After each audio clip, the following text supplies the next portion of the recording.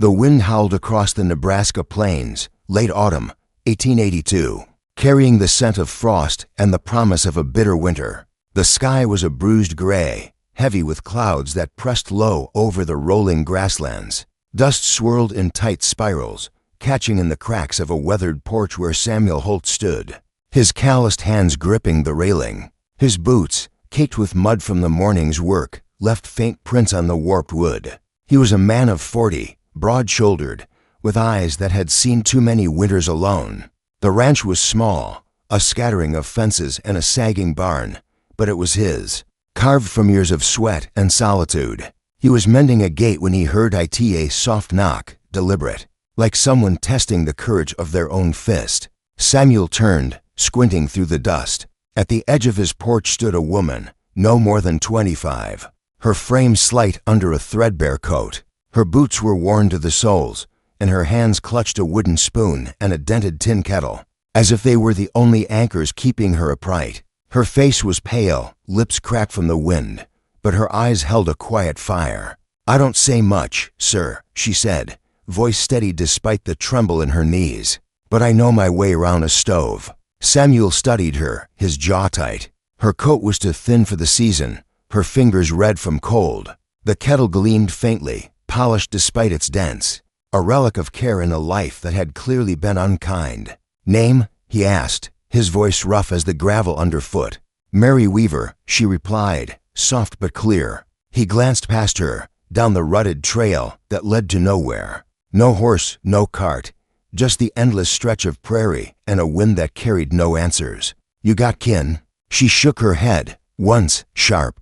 Her hands tightened on the kettle. Samuel's eyes lingered on her finger snow ring. No gloves, just skin worn raw from work. The silence stretched, broken only by the creak of the porch boards and the distant low of a cow. Then he stepped aside. "You're hired," he said, his voice low, almost reluctant.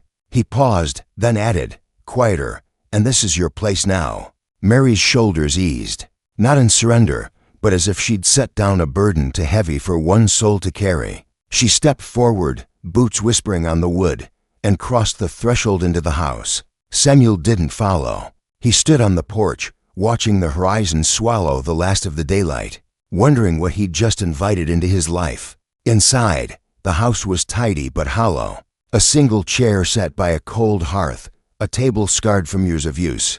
A rusted skillet hung on the wall, untouched since the last hand that wielded it had gone still. Mary paused in the doorway, her eyes tracing the bare walls, the absence of warmth. "Where do I sleep?" she asked, turning slightly. Samuel pointed to a narrow hall. "Room at the back. Cot's made. Water's in the pitcher. We'll sort chores tomorrow. Eat tonight." She nodded and disappeared down the hall, her steps light but deliberate. Samuel lingered outside, the wind tugging at his coat. His ranch was a patchwork of survival: 3 cows, a handful of chickens, fields that hadn't yielded much since the drought. The silence had been his companion for too long, and now it felt heavier, as if the house itself was holding its breath. Mary's earliest memory was of her mother, Ruth, stirring a pot of bean soup over a fire, humming a tune that seemed to come from the earth itself. Her father, Thomas Weaver, was a carpenter, his hands always dusted with sawdust, his laugh loud enough to fill their small Ohio cabin. They were not rich, but they were whole until the fever came in '73. Mary was 13 when her mother's breath grew shallow, her hands too weak to hold a spoon. The doctor shook his head, muttering about God's will. Mary buried her mother in a plain pine box, her father carving a cross from an oak plank with trembling hands. 2 years later, a fire took the workshop. Thomas had stayed late, trying to finish a table for a neighbor. The blaze left nothing but ash and debt. Mary was 15 when she stood alone, the cabin sold to cover what her father owed.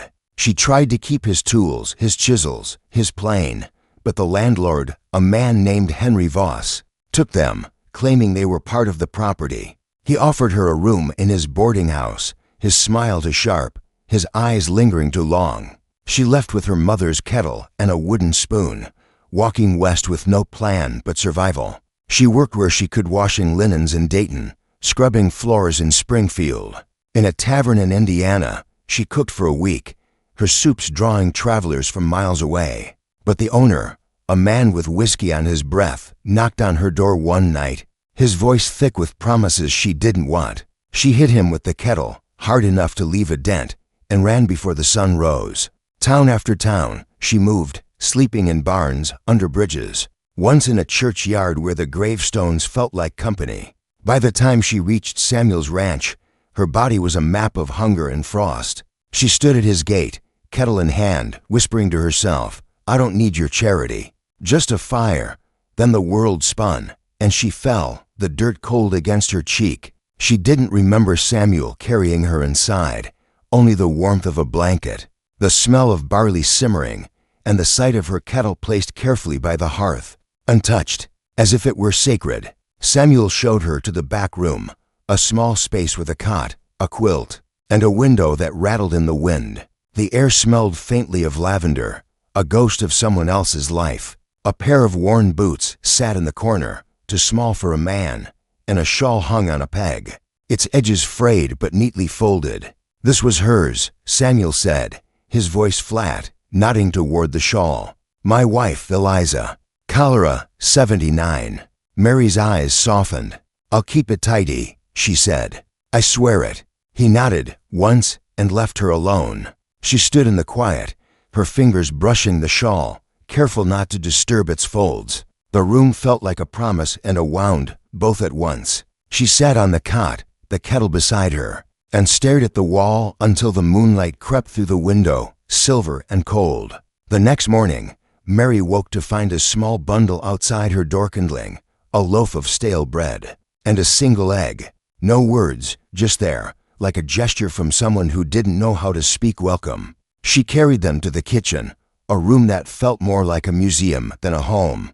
The hearth was swept, but cold, the stove coated in ash. A single pot hung crooked on its hook, and a shelf held a tin of coffee, unopened, as if waiting for someone who never came back. She set to work, scrubbing the stove until her knuckles bled, opening the windows to let the wind chase out the dust. She cracked the egg into a chipped bowl, whisked it with a pinch of salt, and lit the fire.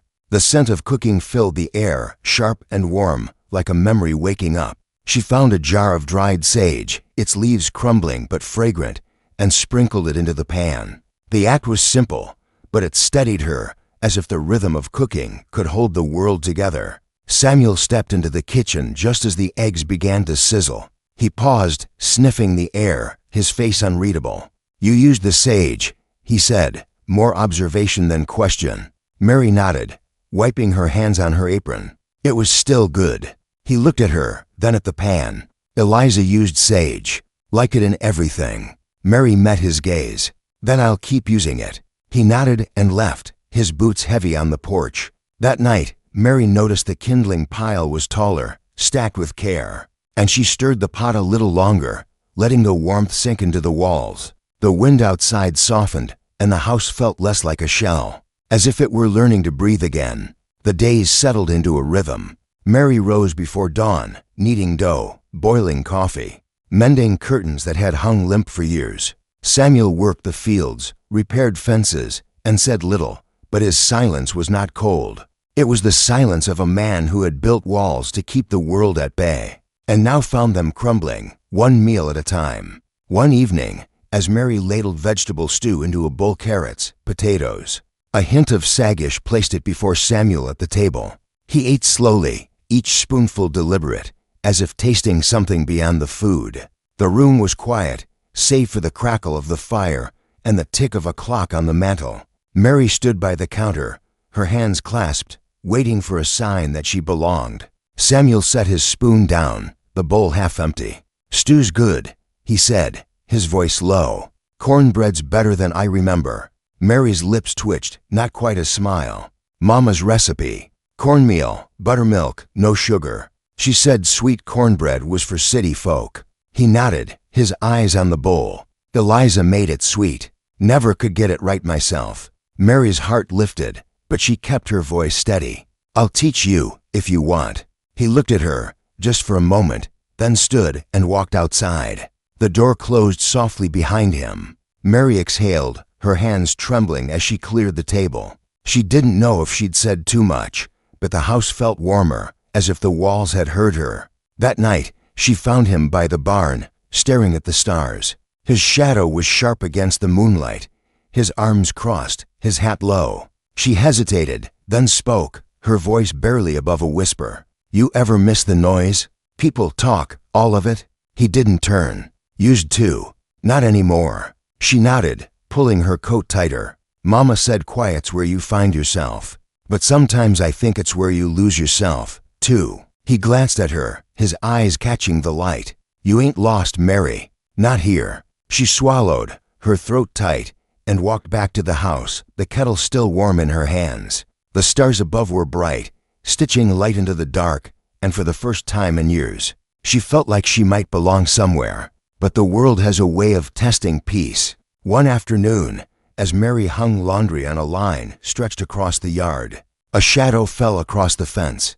A man stood there, tall, with a face weathered by sun and sin. His name was Amos Reed, a drifter she'd met in a Kansas saloon where she'd washed dishes for a week. He'd offered her coins for more than her cooking, his smile sharp as a blade. She'd left in the night, her kettle clutched tight, his laughter chasing her into the dark. "Well, now," Amos said, leaning on the fence, his voice slick. "Didn't expect to find you here, Mary Weaver. Got yourself a nice setup, don't you?" Her heart thudded, but she kept her eyes on the laundry. "Just passing through, Amos?" He grinned, stepping closer. "Maybe. Saw smoke from the chimney. Thought I'd see who's cooking. You always did make a fine stew." She gripped the cloth espin, her knuckles white. "No stew for you. Move on." His smile faded, his eyes narrowing. "That ain't friendly, Mary. We go back, don't we?" Before she could answer, Samuel appeared, his shadow falling across the yard. He'd been in the barn, but now he stood beside her, his hand resting lightly on her shoulder. "She works here," he said, his voice steady as stone. "She stays here. You don't." Amos blinked, his grin faltering. "Didn't mean no harm," he muttered, backing away. "Just saying hello." He tipped his hat and vanished into the dusk. Samuel's hand lingered a moment longer, then fell. "You all right?" he asked. Mary nodded, her voice shaking. "Thank you." "Don't thank me," he said. "A good cook needs a safe kitchen." He walked back to the barn, but that night, Mary found a new lock on the gate, its iron gleaming in the moonlight. She touched it, her fingers trembling, and knew she was more than hired. She was protected. The weeks passed, and the kitchen became a sanctuary. Mary baked biscuits, roasted turnips, simmered soups that filled the house with warmth. Samuel began to linger longer at the table, his silences softer, his eyes less guarded. One morning, as Mary kneaded dough, she caught him watching her, his expression unreadable but not unkind. "You ever bake?" she asked, dusting flour from her hands. He shook his head. "Burned everything I touched. Eliza was the cook." "Then today you learn," she said, sliding the bowl toward him. He hesitated, then sat, his large hands awkward as he pressed the dough. It was uneven, lumpy, but Mary laughed, a sound that made the room brighter. "That one looks like a storm cloud," she teased. He chuckled, a rare sound, and kept working. The biscuits came out uneven but golden, and when he bit into one, his face softened. "Better than I thought," he said. "Of course," she replied, grinning. "I'm a good teacher." That evening, as they sat on the porch, the air cool and sharp, Mary spoke. "Mama said cooking's how you tell someone you care, even if you don't say it." Samuel nodded, his eyes on the horizon. "Eliza said something like that. Never was good with words myself." Mary smiled. "You don't need to be." The next morning, she found a small carving on the kitchen tablia wooden spoon, freshly whittled, its handle smooth in her grip. No note, no words, but she knew. She whispered into the flour, "Some men love quiet," and the dough rose just fine. As winter tightened its grip on the Nebraska plains, the ranch seemed to hunger down, its fences dusted with frost, its barn creaking under the weight of early snow. The year was still 1882, and the air carried a sharpness that cut through even the thickest coat. Mary Weaver woke each morning to a world painted white, her breath visible in the dim light of the back room. The kettle, her mother's relic, sat by the hearth, a constant in a life that had known too much change. Samuel Holt, too, rose early, his boots leaving tracks in the snow as Robin Hood as he checked the livestock, or mended the endless list of repairs the ranch demanded. Their days had settled into a quiet rhythm, not of words, but of shared work, the kind that spoke louder than conversation. The kitchen had become the heart of the house, its warmth a stark contrast to the cold outside. Mary spent hours there, kneading dough, simmering broth, filling the air with scents that seemed to coax the house back to life. Samuel, once a shadow passing through, now lingered longer, his silences softer, his presence steady. One morning, as Mary rolled out dough for biscuits, she caught him watching her from the doorway, his head in his hands. "You're up early," he said, his voice low, almost swallowed by the crackle of the fire. "Always am," she replied, dusting flour from her fingers. "Mama said dawn's the best time for baking. Dough rises better before the world wakes up." He nodded, stepping closer. "Never knew that." His eyes lingered on the wooden spoon he'd carved for her, now resting on the counter. "You use it." "Fits my hand," she said, smiling faintly. "Better than the old one." He looked away, his jaw tight, but there was a softness in his eyes that hadn't been there before. "Made it from the oak out back. Sturdy wood." Mary's heart caught, but she kept her voice steady. "Sturdy's good. Lasts longer." The moment hung between them, fragile as the frost on the windows. Samuel cleared his throat and stepped back. "Need to check the fences. Snow's weighing them down." He left, the door closing softly behind him. Mary watched him go, her hands still in the dough. The house felt different now, less like a tomb and more like a home, but it was a tentative change, like a seed buried too long under hard earth. She wondered if it would last. The days grew shorter, the nights colder. Mary found herself stitching new curtains from old fabric, patching the holes with careful stitches, her mother's lessons guiding her needle. Samuel brought in firewood, his arms full, his face red from the wind. One evening, as they sat by the fire, Mary broke the silence. "You ever think about leaving this place?" she asked, her eyes on the flames. Samuel leaned back, his chair creaking. "Thought about it plenty. After Eliza didn't see much point in staying. But this land's all I've got. It's mine." She nodded, her fingers tracing the edge of her kettle. "Mama used to say home's where you fight for something, even if it's just yourself." He looked at her, his eyes searching. "You fighting for something, Mary?" She met his gaze, unflinching. "Maybe I'm learning too." The fire crackled, and for a moment, the world felt small. Just the two of them and the warmth between. But the world has a way of breaking such moments, and it did so with a vengeance. It was a gray afternoon, the snow falling in heavy flakes, when the sound of hooves broke the stillness.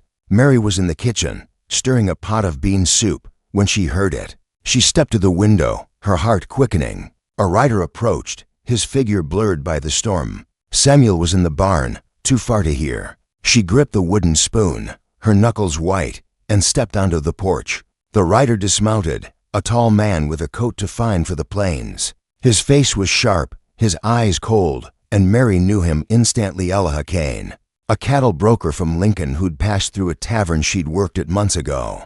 He'd offered her money for a night she refused to give, his smile turning cruel when she walked away. Now, he stood at the gate, his gaze sweeping over the ranch with a predator's interest. Well, he said, his voice smooth as ice.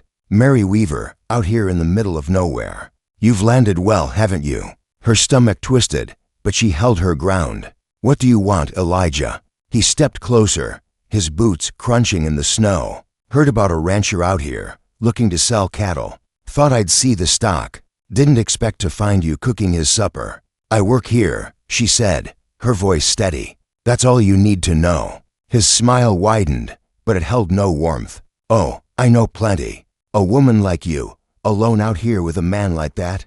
People talk, Mary. They wonder. Let them wonder," she snapped, her grip tightening on the spoon. "You've got no business here." Elijah's eyes narrowed, his hand resting on the gate. "Maybe I do. Maybe I'm curious about what kind of deal you've struck to keep a roof over your head." Before she could reply, Samuel appeared, his rifle slung over his shoulder, his face hard as stone. He moved to her side, his presence a wall against the storm. She works here, he said, his voice low and dangerous. She belongs here. You don't. Elijah raised his hands, his smile faltering. No trouble meant, friend. Just checking on the cattle. No cattle for sale, Samuel said. Right on.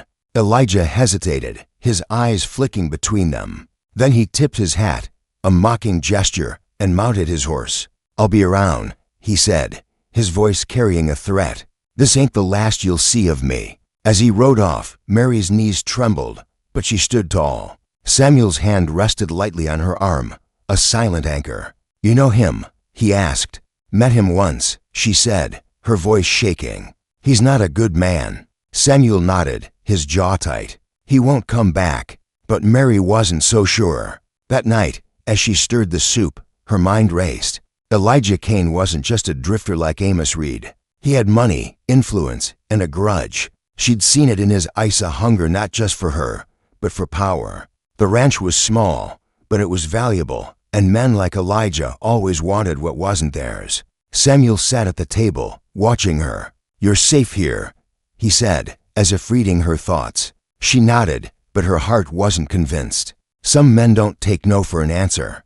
He leaned forward, his eyes steady. They will from me. The words were simple, but they carried a weight that settled deep in her chest. She served the soup, and they ate in silence, the fire's warmth a fragile shield against the cold outside. Later, as she lay on her cot, the kettle beside her, she heard Samuel moving in the house, checking the locks, his steps deliberate. She closed her eyes, whispering a prayer her mother taught her, and hoped it would be enough. The next morning, Samuel was gone before dawn, checking the fences again. Mary found a small gift on the kitchen tably, a new apron, sewn from sturdy cloth, its edges neatly hemmed. No note, but she knew it was his doing. She tied it on, her fingers lingering on the fabric, and set to work baking bread. Her mother's recipe, the scent of yeast and flour filling the air. When Samuel returned, his face was grim. Found tracks, he said. Someone's been circling the property. Not deep enough for a horse. Someone on foot. Mary's heart sank. Elijah. Maybe, he said. Or someone he sent. She swallowed, her hands trembling as she sliced the bread. What do? We watch, he said. And we wait. The waiting was the hardest part. The days grew tense, the air heavy with unspoken fears. Mary cooked, cleaned, and mended, but her eyes kept drifting to the windows, searching the horizon for shadows. Samuel stayed close, his rifle never far, his silences heavier now. One night, as they sat by the fire, he spoke. Eliza used to say trouble finds you when you're happiest, he said, his voice low. Always thought she was wrong. Now I'm not so sure. Mary looked at him, her heart aching. Trouble's always there, Samuel. Happiness just makes you notice it more. He nodded, his eyes on the flames. You're happy here? She hesitated, then nodded. Happier than I've been. His lips quirked, a rare almost smile. Good. The moment was broken by a sharp knock at the door. Samuel stood, rifle in hand, and opened it. A boy no older than 16 stood there, his face pale, his coat too big for his frame. Mr. Holt, he said, his voice shaking. There's men in town talking about your ranch, saying it's up for grabs. Thought you should know. Samuel's face hardened. Who's saying it? The boy swallowed. Fella named Kane. He's got men with him. Rough types. Samuel thanked the boy, sent him off with a coin, and closed the door. Mary stood frozen, the bread knife in her hand. He's coming for the land, she said. Samuel nodded. And for you. The words hung in the air, cold as the snow outside. Mary's mind raced, memories of Elijah's cruel smile flashing through her. She'd run from men like him before, but this time was different. This time, she had something to lose. The next day, Samuel fortified the ranch, nailing boards over the lower windows, checking the locks, stacking extra firewood. Mary watched him, her heart heavy. You don't have to fight for me, she said. He paused, hammer in hand. Ain't just for you. This is my home. Our home. The word "our" struck her like a blow, soft and fierce. She nodded, unable to speak, and went back to the kitchen, her hands steady as she kneaded dough, her mind racing with plans. If Elijah came, they'd be ready. That night, the storm hit, a blizzard that turned the world white. Mary and Samuel sat by the fire, the rifle across his lap, the kettle simmering with coffee. The wind howled, but the house held strong, its walls warmed by their shared resolve. Mary broke the silence. "Mama used to say a storm's just the world washing itself clean," she said. Samuel nodded. Eliza said something like that. Said it's what comes after that matters. Mary smiled, her eyes on the fire. "What comes after?" He looked at her, his gaze steady. "Us." The word was a promise, quiet but sure, and Mary felt it settle deep in her bones. They sat in silence, the fire crackling, the storm raging, and for the first time, she believed they could face whatever came next. The blizzard had passed by dawn, leaving the Nebraska plains blanketed in snow. The air so still it felt like the world was holding its breath. It was early December 1882, and the ranch stood quiet, its fences half buried, its barn a dark silhouette against the white. Mary Weaver stood in the kitchen, her hands dusted with flour, the scent of fresh bread rising from the oven. The new apron Samuel had given her was tied tight, a shield against the cold that seeped through the walls. Samuel was outside, checking the livestock, his rifle slung over his shoulder, his eyes scanning the horizon for signs of trouble.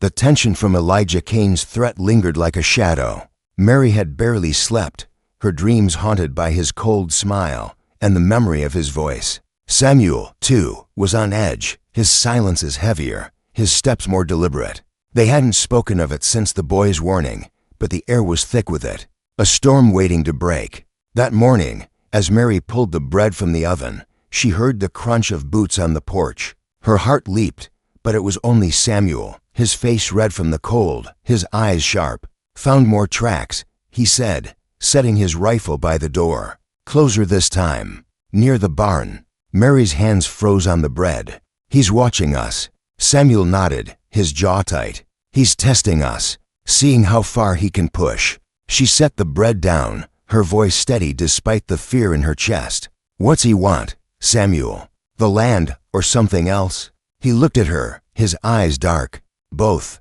Men like him don't take what's offered. They take what they want." Mary's throat tightened. She'd known men like Elijahman who saw her as a prize, not a person. But this was different. This wasn't just about her. It was about the ranch, their home, the life they were building. "We can't let him win," she said. Samuel's lips twitched, a ghost of a smile. "We won't." They spent the day preparing. Samuel reinforced the barn doors, sharpened his tools, and checked the ammunition. Mary cleaned the kitchen, her hands moving with purpose, her mind racing. She baked extra bread, stored it in tins, and boiled a pot of stew, as if food could fortify them against what was coming. By dusk, the house was ready, its windows boarded, its doors locked, the fire burning low to save wood. That night, they sat by the hearth, the rifle across Samuel's lap, the kettle simmering with coffee. Mary broke the silence. "You ever fight a man like him before?" Samuel nodded, his eyes on the flames. "Once. A rustler, years back. Tried to steal my cattle. I ran him off with a warning shot. He didn't come back." "Elijah's different," she said. "He's not just a thief." "I know," Samuel said. "But he's still a man. And men bleed." The words were cold, but they steadied her. She reached for his hand, her fingers brushing his. "We'll face him together." He squeezed her hand, just once, then let go. Together. The attack came at midnight. The sound of breaking glass shattered the silence, followed by the thud of boots on the porch. Samuel was up in an instant, rifle in hand, motioning for Mary to stay low. She grabbed the bread knife, her heart pounding, and crouched behind the counter. "Who's there?" Samuel called, his voice steady as iron. A laugh, sharp and cruel, cut through the night. "Evening, Holt," Elijah Kane's voice rang out. "Thought we'd have a little visit." Samuel edged toward the window, peering through a crack in the boards. "You're trespassing, Kane. Leave now, or you won't leave at all." Another laugh, colder this time. "Big talk for a man alone.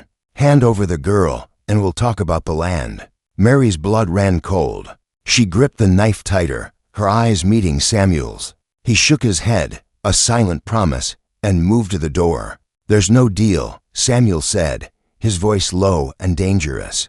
"Get off my land." A gunshot rang out, splintering the doorframe. Mary stifled a scream, her body pressed against the counter. Samuel fired back, the blast deafening in the small room. A cry of pain echoed outside, followed by the sound of retreating boots. "They're running," Samuel said, his voice grim. He opened the door, rifle raised, and stepped onto the porch. Mary followed, knife in hand, her heart in her throat. The snow was trampled, blood staining the white. One of Elijah's men lay crumpled by the fence, clutching his leg. Elijah stood a few yards away, his gun drawn, his face twisted with rage. "You'll regret this, Holt," he snarled. Samuel aimed the rifle. "Last chance, Cain."